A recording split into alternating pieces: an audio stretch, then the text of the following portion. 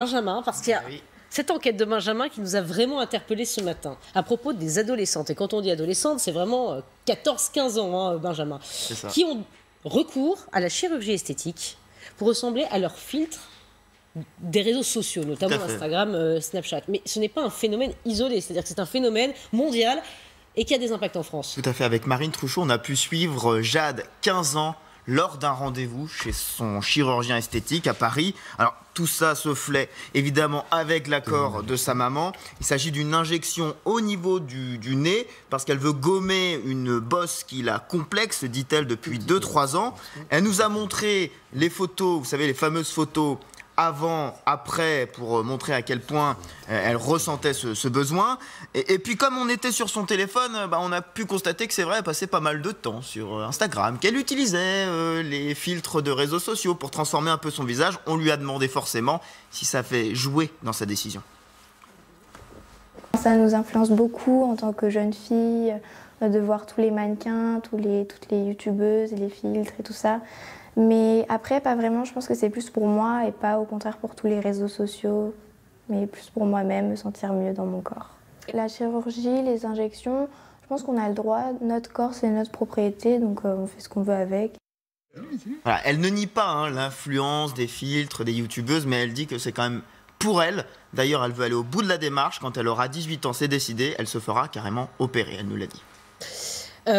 Vous avez donc discuté avec le chirurgien. Oui, évidemment. Et alors, ce qu'il dit, c'est que c'est pas du tout, je disais, un phénomène isolé, c'est toutes les semaines qu'ils se retrouvent confrontés à des adolescentes qui ont envie d'avoir recours à la chirurgie esthétique. Oui, alors je vous donne les chiffres pour situer le phénomène.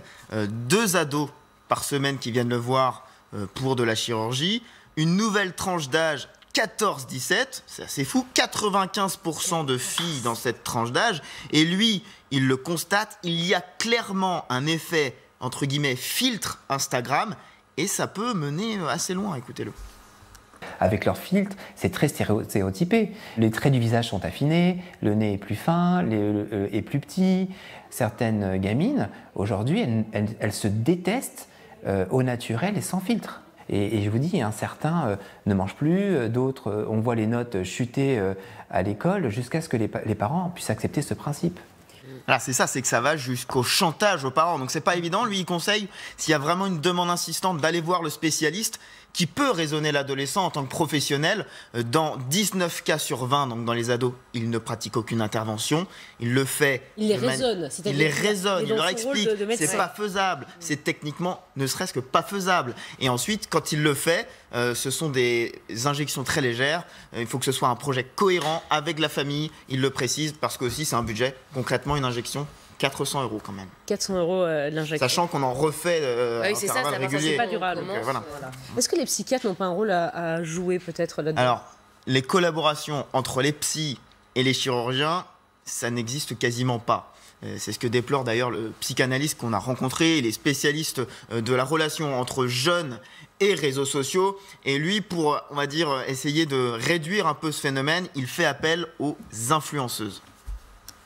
Il faudrait que, d'une certaine manière, les influenceuses, entre autres, puissent se réinterroger sur ce qu'elles font. Elles prônent des valeurs qui sont finalement terriblement inquiétantes. Beaucoup d'adolescents peuvent avoir un double discours. Je les critique et en même temps, je ne sais pas pourquoi, je suis totalement attiré par elles. Disons les choses, pour moi, Instagram, c'est une sorte de grande guerre des clones. C'est vrai qu'Instagram, la guerre des clones, on essaye tous de ressembler aux mêmes personnes. Instagram a promis, il y a quelques semaines, de supprimer les filtres qui pourraient inciter justement au passage à l'acte, à la tentative de chirurgie chez les ados. Est-ce que ce sera suffisant? Visiblement. Oui, c'est vrai que c'est un âge où on se cherche. Nous, à notre époque, c'était plutôt les mannequins.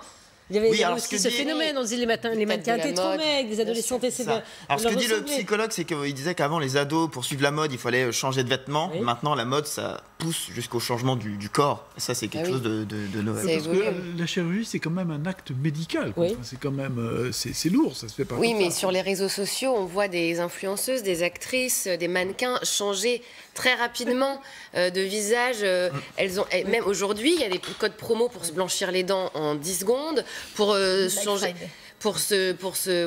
un peu son visage de manière très rapide. Et les filtres aujourd'hui s'appellent beau, belles, plus beaux, plus belles, plus jeunes en permanence. Donc c'est vrai que... C'est cela qu'Instagram va essayer de supprimer. Mais encore, pour l'instant, c'est une promesse. Est-ce que ça enrayera le phénomène? Ça, c'est une toute autre question. N'est-ce pas, Jean-Michel Apathy? N'est-ce pas? N'est-ce pas?